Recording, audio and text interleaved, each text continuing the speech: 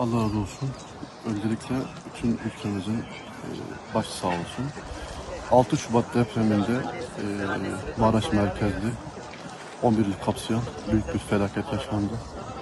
Allah Teala bir daha böyle musibetleri kimseye vermesin. O gün hakikaten çok yani anlatılmayacak şeyde dehşet bir gündü. İşte havaların soğuk olması, binaların yıkılması, hiç böyleyse biz aşağı sahaya indik. Neler yapabiliriz diye. İşte kimilerini işte enkazdan çıkarmaya çalıştık.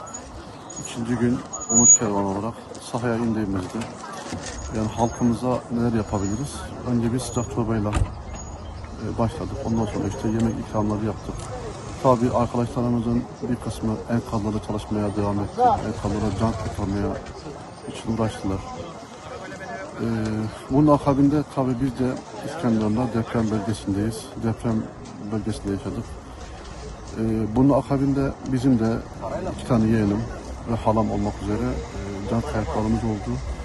Tabii zor bir süreçti.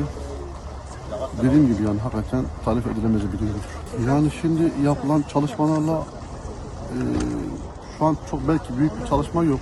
Tabii acılar da hafifletmez çünkü yani insanın dedikleri gibi yani ateş düştüğü yeri yakıyor.